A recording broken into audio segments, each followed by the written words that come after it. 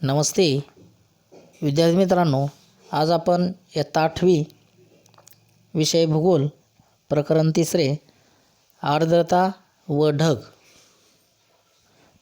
भाग 1 की अगदी अशा या प्रकरणामध्ये आपल्याला विविध विषयांचा विचार या ठिकाणी करायचा आहे की अगदी यामध्ये बाष्पीभवन म्हणजे काय, आर्द्रता कशाला म्हणायचा, सांद्रीभवन असेल, घनीभवन असेल, अशा या त्याचप्रमाणे ढग, अशा विविध अशा प्रकारच्या गोष्टींचा विचार आपल्याला या प्रकरणामध्ये करायचा आहे. तर पहा विद्यार्थी मित्रांनो, आपल्याला या ठिकाणी चित्र दिसत आहे की अशा या 3 चित्रामध्ये जर आपण निरीक्षण केलं तर अशा या चित्रामध्ये व्यक्त केलेले जे हवेची स्थिती आहे आणि ठिकाण याविषयी आपण या ठिकाणी पाहू शकतो की अगदी या चित्रामध्ये जे संभाषण आहे की हे संभाषण या ठिकाणी दाखवलेलं आहे आणि याबाबतचं जे वर्णन आहे की हे वर्णन आपल्याला या आपल्या वहीमध्ये करायचं आहे. तर पहिलं जे चित्र आहे की अशा या चित्रामध्ये आपल्याला संभाषण दाखवलेलं आहे की एक जो पुरुष आहे की त्याने म्हटलेलं आहे की आता ऊन खूपच आहे, वारा वाहणं थांबला आहे आणि मला वाळूच्या वादळाची शक्यता वाटते, लवकर घरात जाऊया. मग ती महिला म्हणते की होय, मलाही तसंच वाटते, चला पटपट. म्हणजे जर आपण पाहिलं तर अगदी असा हा जो भाग आहे की हा भाग आपल्याला प्रामुख्याने वाळवंटी भाग दिसतो आहे. कारण आपल्याला माहीत आहे की उंट हे वाळवंटी प्रदेशात असतात किंवा वालुकामय जो प्रदेश असतो की ज्याला आपण वाळवंट असं म्हणतो. आणि मग अशा या वाळूच्या वादळाची शक्यता ही प्रामुख्याने जे वाळवंटी भाग असतात की अशा या भागामध्ये आपल्याला आढळून येतात. म्हणजेच या ठिकाणी प्रदेश वाळवंटी आहे. त्याचप्रमाणे जर आपण पाहिलं तर अगदी खूपच ऊन म्हणलं की हा उन्हाळ्याचा जो काही ऋतू आहे की तो ऋतू आपल्याला त्या ठिकाणी दिसून येतो आहे. तर पहा की दुसऱ्या चित्रामध्ये आपल्याला म्हटलं आहे तिथंही 2 मित्र दाखवलेले आहे की पहिला मित्र म्हणतो की मित्रा, वातावरणात फारच उकाडा आहे. तर दुसरा म्हणतो की सोहम, हो रे, मी तर घामामुळे चक्क भिजलो आहे. म्हणजे पहा की अगदी जर आपण पाहिलं तर अगदी या दुसऱ्या चित्रामध्ये सुद्धा की अगदी उन्हाळ्याचीच परिस्थिती आपल्याला या ठिकाणी आढळून येते. आणि त्यामुळं की आपल्याला माहीत आहे की उन्हाळ्यामध्ये वातावरण हे खूप उकाड्याचं असतं आणि त्यामुळे चक्क अंगाला घामसुद्धा येत असतो. आणि त्यानंतर पहा की तिसऱ्या चित्रामध्ये आपल्याला दिसतं आहे की अशा चित्रामध्ये 2 मुलं खेळताना दिसत आहेत की अगदी यामध्ये त्यांची आई म्हणते आहे की मुलांनो, इकडे या, पटकन स्वेटर घाला आणि नंतर खेळा. आणि ही मुलं म्हणत आहेत की आई थांब ना जरा, मला खेळू दे. म्हणजे पहा की या ठिकाणी जर आपण पाहिलं तर हे जे दृश्य आहे की हे दृश्य थंड अशा प्रकारचे जी ठिकाणं आहेत किंवा जम्मू काश्मीरसारखं ठिकाण जर आपण पाहिलं की अशा या ठिकाणचं हे चित्र आपल्याला दिसतं आहे. आणि त्यामुळं की अगदी या भागामध्ये थंडी ही खूप असते आणि त्यामुळं आपल्याला त्या ठिकाणी गरम जे कपडे असतात, स्वेटर वगैरे, ते आपल्याला घालावे लागतात. आणि त्यामुळं की अशा प्रकारचे हे जे 3ही दृश्य आहे की हे 3ही दृश्य पाहिल्यानंतर सर्वसाधारणपणे आपल्याला हवेच्या स्थितीचं जे वर्णन आहे ते वर्णन करणारे विविध अशा प्रकारचे विधानं ही आपण नेहमी करत असतो. आणि मग अगदी यामध्ये जर आपण पाहिलं तर हवेचा दमटपणा असेल, कोरडेपणा असेल, आपण वर्षभरामध्ये या गोष्टीचा अनुभव घेत असतो. आणि मग हे विविध अशा प्रकारचे प्रदेश, मग वाळवंटी प्रदेश असेल, किनारी प्रदेश असेल किंवा पर्वतीय जे प्रदेश आहे की अशा या विविध अशा प्रकारच्या प्रदेशामध्ये हवेच्या स्थितीमध्ये होणारे जे बदल असतात की हे बदल आपल्याला चित्रातील या संवादावरून आपल्याला प्रामुख्याने या ठिकाणी अभ्यासायला मिळतात किंवा पाहायला मिळतात. पहा की जसं आपल्याला माहीत आहे की हवेच्या या ज्या स्थिती असतात की या स्थिती वेगवेगळ्या ठिकाणी वेगवेगळ्या असल्याचं आपल्याला दिसेल की जसं या ठिकाणी आपल्याला म्हटलं की राजस्थान कोरड्या आणि उष्ण हवेच्या प्रदेशामध्ये हे प्रामुख्याने येतं आणि मग त्यामध्ये बाष्प हे अतिशय अल्प प्रमाणामध्ये आपल्याला आढळतं. त्याचप्रमाणे त्या ठिकाणची लोक सुती आणि सैल अशा प्रकारचे जे पेहराव आहे की जे चित्रामध्ये आपल्याला दिसतात की अशा प्रकारचे पेहराव हे प्रामुख्याने वापरत असतात पहा. त्यानंतर पहा की जे दुसरं चित्र आहे की ज्या चित्रामध्ये उष्ण आणि दमट अशा प्रकारचं हवामान त्या ठिकाणी दाखवलेलं आहे. मग अशा प्रकारचं हवामान कुठे आहे तर ते जर आपण पाहिलं तर मुंबई मध्ये उष्ण आणि दमट अशा प्रकारचं हवामान आहे आणि त्यामधील त्या ठिकाणच्या हवेत बाष्पाचं जे प्रमाण असतं की जे प्रमाण जास्त असतं आणि त्यामध्येच जर आकाशामध्ये जर काळे ढग आलेले असतील तर हवेतील उष्णता ही अधिकच वाढली जाते पहा. त्यानंतर तिसऱ्या चित्रामध्ये आपल्याला दिसतं आहे की हे चित्र काश्मीर खोरं की अशा काश्मीर खोऱ्यामधील हे चित्र आहे आणि मग त्या ठिकाणी थंड आणि कोरड्या हवेचा तो प्रदेश आहे की त्या ठिकाणी हवेमध्ये जर आपण पाहिलं तर बाष्पाचं प्रमाण हे अतिशय अल्प असतं. त्या ठिकाणचे लोक पूर्णपणे उबदार अशा प्रकारचे जे कपडे आहे की हे कपडे घालत असतात आणि त्या ठिकाणी जर आपण पाहिलं तर उष्णता ही अतिशय कमी असते आणि त्यामुळं थंडी वाजू शकते आणि त्यामुळं अशा प्रकारचे कपडे आपल्याला हे घालायला लागतात पहा. म्हणजेच जर आपण पाहिलं तर अगदी हवेच्या वेगवेगळ्या ठिकाणी वेगवेगळ्या अशा प्रकारच्या स्थिती या आपल्याला आढळून येतात आणि एकाच ठिकाणी वर्षभरामध्ये सुद्धा वेगवेगळ्या अशा प्रकारच्या ऋतूमध्ये हवेच्या वेगवेगळ्या स्थितीसुद्धा या आपल्याला अनुभवायला येत असतात पहा. आणि मग की अगदी अशा या चित्रावरून आपल्याला लक्षात येईल की हवा ही उष्ण असते, दमट असते, कोरडी असते किंवा थंड असते. म्हणजे हे हवेचे स्थितीदर्शक आपल्याला या ठिकाणी सांगता येतील आणि त्याचबरोबर त्यांचे जे काही सांगड आहे की सांगड वातावरणाशी सुद्धा किंवा वातावरणातील असलेलं जे बाष्प आहे की अशा या बाष्पाशी सुद्धा आपल्याला घालता येईल पहा. आणि म्हणून बाष्प हा जो घटक आहे की हा घटक वातावरणामध्ये एक अदृश्य अशा प्रकारच्या स्वरूपामध्ये आपल्याला हा आढळून येतो पहा. मग कोणत्याही स्थितीची कोणत्याही ठिकाणाची हवेची स्थिती आपण ज्यावेळेस स्पष्ट करतो आणि ती स्पष्ट करत असताना बाष्प हा जो घटक आहे की जो घटक प्राधान्याने त्या ठिकाणी आपल्याला विचारात घ्यावा लागतो. मग एखाद्या ठिकाणी पर्जन्य स्थिती निर्माण होण्यासाठी वातावरण अशा या वातावरणामध्ये बाष्प असणं हे अतिशय आवश्यक असतं पहा. तर पहा या ठिकाणी आपल्याला भौगोलिक स्पष्टीकरणामध्ये बाष्पीभवन मग हे बाष्पीभवन आपल्याला पाहायचं आहे. मग बाष्पीभवन आपल्याला आपण कशाला म्हणतो की ज्यावेळेस बाष्प हे हवेमध्ये अदृश्य अशा प्रकारच्या स्वरूपामध्ये असतं आणि मग पाण्याचं बाष्पामध्ये रूपांतर होणे म्हणजेच आपण ज्याला बाष्पीभवन असं म्हणतो पहा. की बाष्पीभवन ही जी प्रक्रिया आहे की ही पाण्याचं बाष्पामध्ये रूपांतर करणारी एक प्रक्रिया आहे. की जसं सूर्याच्या उष्णतेमुळे पृथ्वीवरील जे पाणी असतं की अशा पाण्याचं बाष्पामध्ये रूपांतर होत असतं पहा. आणि मग बाष्पीभवनाची अशा प्रकारची प्रक्रिया हवेची शुष्कता, तापमान आणि वाऱ्याचा वेग या गोष्टीवर आधारित अशा प्रकारची असते पहा. आणि मग की अगदी कोरडी त्याचप्रमाणे उष्ण हवा असेल तर बाष्पीभवनाचा वेग हा वाढला जातो आणि कोरड्या आणि थंड हवेमध्ये सुद्धा जर आपण पाहिलं तर बाष्पीभवनाची ही जी क्रिया असते की ही क्रिया चालू असते पहा.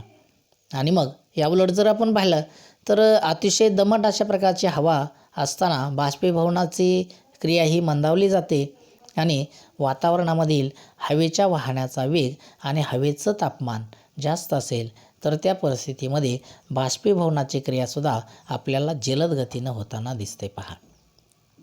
की जसं वारा हा कमी वेगाने वाहत असेल त्याचप्रमाणे थंड हवा असेल तर बाष्पीभवन हे कमी होताना आपल्याला आढळत असतं पहा. आणि त्यामुळं जर आपण पाहिलं तर अगदी बाष्पीभवनावरती परिणाम करणारे घटक जर आपण पाहिलं तर शुष्कता, तापमान आणि वाऱ्याचा वेग की अगदी असे हे घटक आपल्याला आढळून येतात पहा. तर पहा या ठिकाणी आपल्याला एक जो तक्ता आहे की हा तक्ता दिलेला आहे आणि मग अगदी शुष्कता असेल, तापमान आणि वाऱ्याचा वेग हे जे घटक आहे की हे घटक बाष्पीभवन प्रक्रियेच्या वेगावर कशाप्रमाणे परिणाम करतात हे आपल्याला या ठिकाणी दिसेल पहा. की जसं बाष्पीभवनाच्या वेगावर परिणाम करणारा घटक शुष्कता हा जर आपण पाहिला तर बाष्पीभवनाच्या वेगावर परिणाम करणाऱ्या घटकाचं प्रमाण हे कमी आणि बाष्पीभवनाचा वेग हा सर्वसाधारणपणे कमी असतो. म्हणजे पहा की वेग जर कमी असेल तर बाष्पीभवनाचा वेगही कमी असतो आणि बाष्पीभवनाच्या वेगावर परिणाम करणाऱ्या घटकाचं प्रमाण जर जास्त असेल तर बाष्पीभवनाचा वेगही सर्वसाधारणपणे जास्त दिसून येतो. पहा यानंतर तापमान, की अगदी तापमान हा घटक पाहत असताना बाष्पीभवनाच्या वेगावर परिणाम करणाऱ्या घटकाचं प्रमाण जर कमी असेल म्हणजे तापमान जर कमी असेल तर सर्वसाधारणपणे बाष्पीभवनाचा वेगसुद्धा आपल्याला कमी आढळतो. पहा यानंतर जर तापमान जर जास्त असेल तर बाष्पीभवनाचा जो वेग आहे की हा वेगसुद्धा आपल्याला त्या ठिकाणी जास्त आढळतो. पहा त्यानंतर तिसरा घटक आहे वाऱ्याचा वेग, की वाऱ्याचा वेग पाहत असताना हे बाष्पीभवनाच्या वेग जर आपण पाहिला तो वेग वाऱ्याचा वेग जर कमी असेल तर सर्वसाधारणपणे बाष्पीभवनाचा वेगसुद्धा कमी असतो आणि मग वाऱ्याचा वेग जर जास्त असेल तर सर्वसाधारणपणे बाष्पीभवनाचा वेगसुद्धा आपल्याला जास्त आढळून येत असतो. पहा म्हणजेच जर आपण पाहिलं तर असे हे जे 3 घटक आहे, शुष्कता असेल, तापमान असेल किंवा वाऱ्याचा वेग, हे तीनही घटक बाष्पीभवन जी प्रक्रिया आहे की अशा या प्रक्रियेवरती परिणाम करत असताना आपल्याला आढळतात. पहा यानंतर पहा की वातावरणातील जी आर्द्रता आहे की आर्द्रता पाहत असताना आपल्याला माहीत आहे की हवेतील जे बाष्पाचं प्रमाण असतं की ज्याला आपण हवेची आर्द्रता असं म्हणतो. पहा आणि मग हवेतील बाष्पाच्या प्रमाणानुसार हवेमध्ये असणारी जी आर्द्रता असते की ही आर्द्रता ठरत असते. म्हणजेच हवेचा दमटपणा किंवा कोरडेपणा हा आर्द्रतेच्या म्हणजेच बाष्पाच्या प्रमाणावरती तो अवलंबून असतो. पहा म्हणजेच हवेत कमी आर्द्रता असेल तर अशी हवा कोरडी असते, हवेमध्ये जास्त आर्द्रता असेल तर अशी हवा दमट असते. की जसं हवेमध्ये आर्द्रता कमी केव्हा असते की ज्यावेळेस आपण हवा कोरडी असते, म्हणजे उन्हाळ्यामध्ये जर आपण पाहिलं तर हवा ही कोरडी असते आणि अशा या हवेमध्ये आपल्याला आर्द्रता ही जास्त दिसून येत नाही. याउलट जर आपण हिवाळ्यामध्ये पाहिलं किंवा पावसाळ्यामध्ये पाहिलं तर हवा ही जर आपण पाहिलं अशा या हवेमध्ये आर्द्रता ही जास्त असते. म्हणजेच अशा या हवेमध्ये आपण पाहतो की थंडी असते किंवा अशा प्रकारची जी हवा आहे की जसं आपण हिवाळ्यामध्ये पाहतो की सकाळच्या वेळी आपण जर फिरायला गेलो तर अगदी गवतावरती दवबिंदू हे साठलेले असतात किंवा रस्ता ओला झालेला आपल्याला दिसून येतो. मग तो का तर तो हवेमध्ये आर्द्रता ही जास्त असते, हे आपल्याला त्यावरून दिसून येईल. पहा यानंतर पहा की आपल्याला या ठिकाणी करून पहा म्हणलं की कृती या ठिकाणी आपल्याला सांगितलेली आहे की ही कृती आपल्याला करायची की अशा या कृतीमध्ये जर आपण पाहिलं तर मध्यभागी खोलगट असणारा एक ट्रे आणि चाळणी घ्या आणि मग एक जो स्पंजचा तुकडा आहे की हा तुकडा त्या ठिकाणी घ्यायचा आहे आणि त्यानंतर ट्रेच्या सपाट तळभागावर खिळ्याच्या साहाय्याने काही छिद्र पाडायचे आहे आणि मग ट्रे आणि चाळणीच्या मध्यभागी हा स्पंजचा जो तुकडा आहे की हा तुकडा आपल्याला ठेवायचा आहे आणि मग स्पंजमध्ये अजिबात पाणी नाही याची खात्री आपण केलेली आहे आणि मग अशा या स्पंजवरती मोठ्या चमच्याने आपण जे पाणी आहे की हे पाणी आपण ओतायचं आहे आणि मग अगदी त्यामध्ये किती चमचे पाणी ओतलं याचीही नोंद आपल्याला या ठिकाणी ठेवायची आहे आणि मग जो स्पंज आहे की स्पंज संपूर्ण ओला होईपर्यंत चमच्याने पाणी ओतायचं आहे आणि त्यानंतर पुढे पाणी ओतत राहिल्यावरती काय होतं आहे हे आपल्याला पाहायचं आहे आणि पुढे लिहिलेले जे प्रश्न आहे की अशा या प्रश्नांची उत्तरं आपल्याला लिहायची आहे. पहा म्हणजेच जर आपण पाहिलं तर पहा की अशा प्रकारचे हे जे चित्र आहे की आकृती क्रमांक 3.2 आकृती क्रमांक 3.3 हे चित्र आपल्याला या ठिकाणी दिसत आहेत आणि मग अशा प्रकारचे चित्र पाहिल्याच्या नंतर आपल्याला त्या खाली दिलेले काही जे प्रश्न आहे की असे हे जे प्रश्न आहे की या प्रश्नांची हे उत्तरं आपल्याला त्याचप्रमाणे हे जे आकृती आहेत की या आकृतीसुद्धा आपल्याला वहीमध्ये काढायचे आहेत. पहा आणि त्या आकृतीखाली दिलेले जे प्रश्न आहे की या प्रश्नांची उत्तरं प्रश्नांसहित उत्तरं आपल्याला त्या ठिकाणी वहीमध्ये लिहायचे आहेत. पहा तर पहा की हे जे प्रश्न आहेत हे प्रश्न काय आहेत मग की पहा की पहिला प्रश्न आहे की ज्यावेळेस समजा म्हणजे आपण स्पंज संपूर्ण ओला झाला आणि ओला झाल्याच्या नंतर आपल्याला त्या ठिकाणी काय करायचं आहे की अगदी पाणी ओतत राहायचं आहे आणि त्यानंतर अगदी काही जे प्रश्न आहे हे प्रश्न आपल्याला या ठिकाणी दिलेले आहेत, त्या प्रश्नांची उत्तरं लिहायची आहेत पहा.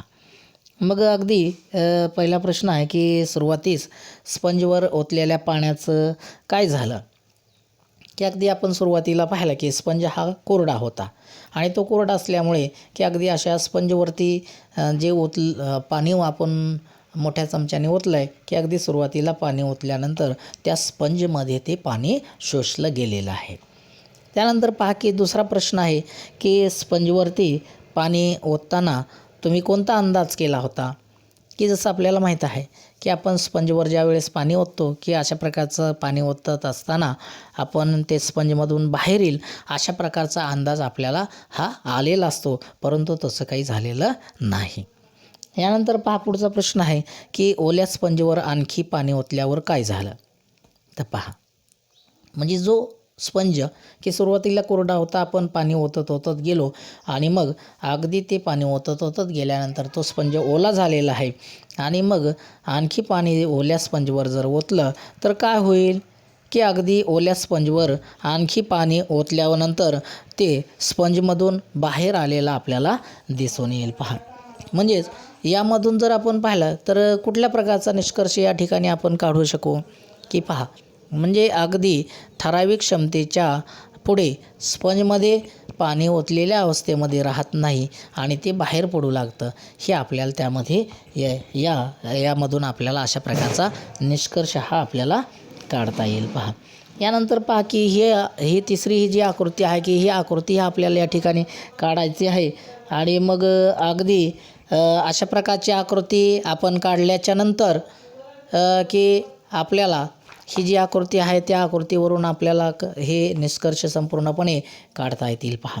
यानंतर पहा की भौगोलिक स्पष्टीकरण दिलेलं आहे की अगदी स्पंजचा तुकडा हवेप्रमाणे आहे अशा प्रकारचं जर आपण मानलं तर स्पंजचा तुकडा किती चमचे पाणी शोषून घेतो आणि स्पंज ओला झाल्यानंतर मात्र पाणी थेंबाथेंबाने खाली झिरपतं, किती चमचे पाणी टाकल्यानंतर स्पंजमधून पाणी झिरपू लागलं, अशा प्रकारची जी नोंद आहे की ही नोंद आपल्याला त्या ठिकाणी सांगता येईल.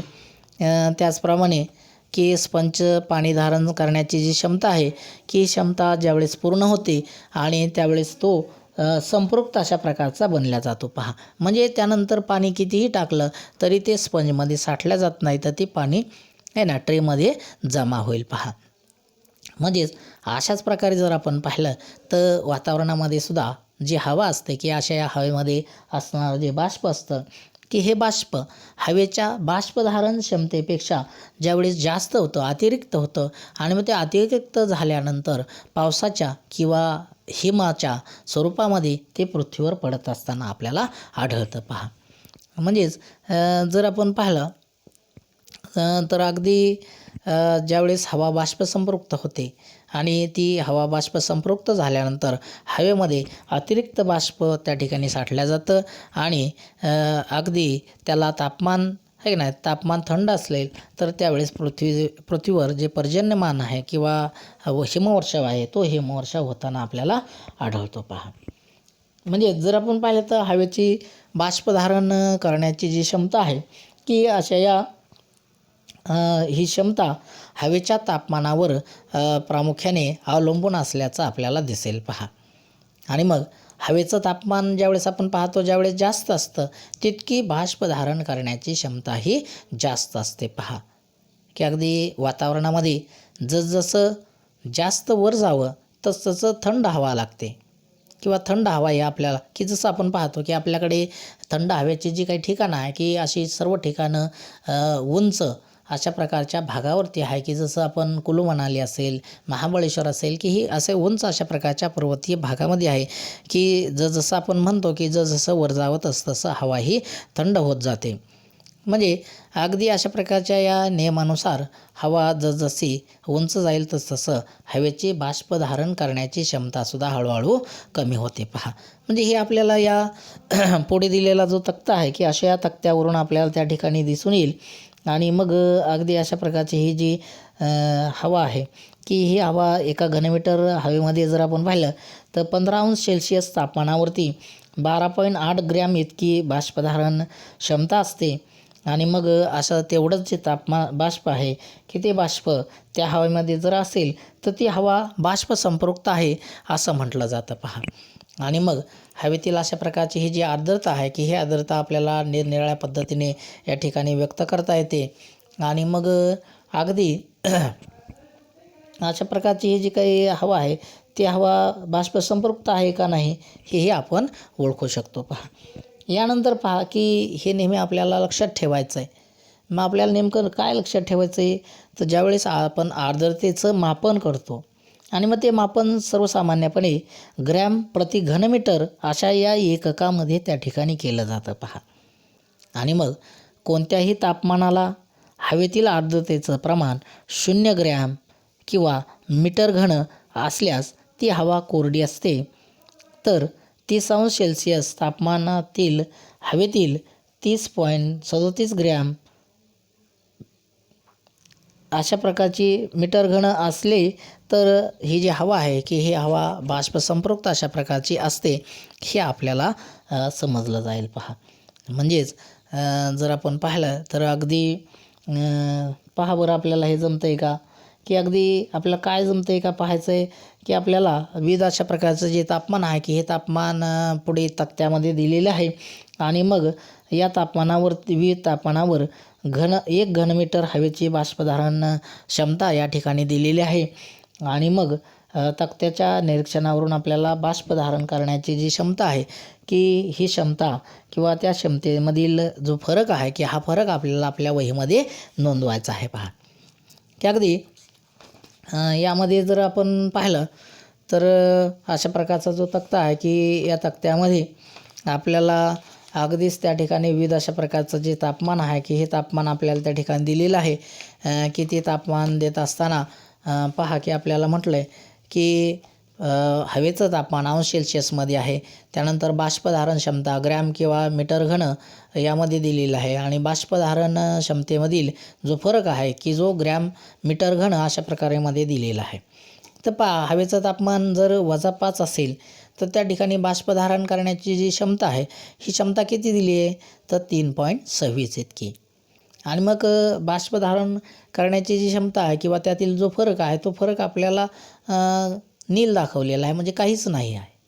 यानंतर जर आपण पाहिलं तर म्हणजेच या ठिकाणी तापमान कमी असेल तर त्या ठिकाणी बाष्पधारण करण्याची क्षमता ही नसते पहा. त्यानंतर जर आपण पाहिलं तर अगदी 0° तापमान दाखवलेलं आहे. बाष्पधारण क्षमता ही 0° तापमान असेल तर 4.85 इतकी दाखवलेली आहे. आणि मग यामधील जो फरक आहे की हा फरक 1.59 इतका आपल्याला त्या ठिकाणी दाखवलेला आहे पहा. यानंतर 5 दाखवलेलं आहे पहा. हवेचं तापमान 5° असेल त्यावेळेस बाष्पधारण क्षमता ही 6.80 एवढी असते. आणि मग यामधील जो फरक आहे तो फरक जर आपण पाहिला तर तो किती आहे तो आपल्याला नोंदवायचा आहे. म्हणजे तो फरक जर आपण पाहिला तर तो 1.95 इतका आपल्याला आढळून येईल पहा. यानंतर पहा की हवेचं तापमान 10° आहे. बाष्पधारण क्षमता 9.40 आहे. तर बाष्पधारण क्षमतेतील जो फरक आहे की हा फरक आपल्याला 2.60 इतका आपल्याला तो आढळून येईल पहा. यानंतर पहा की हवेचे तापमान 15 आहे आणि मग बाष्पधारण क्षमता 12.83 आहे. तर बाष्पधारण क्षमतेमधील फरक 3.43 इतका आहे. हवेचं तापमान 20 आहे 20° आहे. बाष्पधारण क्षमता 17.30 आहे. तर बाष्पधारण क्षमतेमधील फरक हा 4.47 इतका आपल्याला दिसून येईल. त्यानंतर हवेचं तापमान 30 आहे. बाष्पधारण क्षमता आपल्याला 30.37 दाखवलेली आहे. तर आपल्याला बाष्पधारण क्षमतेमधील तो फरक आहे की जो फरक 13.7 इतका आपल्याला दिसून येईल पहा. त्यानंतर 40° इतकं तापमान आहे. अशा तापमानाला बाष्पधारण क्षमता ही आपल्याला 51.12 इतकी आपल्याला दिसते. तर बाष्पधारण क्षमतेमधील जो फरक आहे की हा फरक 20.75 इतका आपल्याला तो आढळून येतो पहा. म्हणजेच जर आपण पाहिलं तर अगदी आपल्याला या ठिकाणी हे जे प्रमाण आहे की हे प्रमाण आपल्याला या ठिकाणी दिलेलं आहे. आणि मग अशा प्रकारचं की जसं आपण पाहिलं की 1 घनमीटर हवेमध्ये 15° तापमानावर 12.8 ग्रॅम इतकी बाष्पधारण क्षमता असते. आणि म्हणून अशा प्रकारची हवा जी आहे ती बाष्प संपृक्त अशा प्रकारची असते. आणि त्यामुळं की आपल्याला हे जे प्रमाण आहे की हे प्रमाण आपल्याला त्या ठिकाणी बाष्पधारण क्षमतेमधील जो फरक आहे की हा फरक आपल्याला या ठिकाणी आर्द्रतेचं मापन सामान्यपणे ग्रॅम आणि प्रति घनमीटर यामध्ये दाखवलेलं आहे. आणि मग ते एककात केलं जातं की अगदी ज्यामध्ये हवेतील आर्द्रतेचं प्रमाण 0 ग्रॅम जर असेल तर ती हवा कोरडी असते. आणि 30° तापमानास ती किती असते तर 30.37 ग्रॅम इतकी असते. आणि त्यावरून आपल्याला अशा प्रकारचं जे बाष्पधारण क्षमतेतील जो फरक आहे की हा फरक आपल्याला हा जो तक्ता आहे की हा तक्तासुद्धा आपल्याला आपल्या वहीमध्ये लिहून काढायचा आहे पहा. तर पहा विद्यार्थी मित्रांनो, आज आपण या ठिकाणी थांबू. धन्यवाद.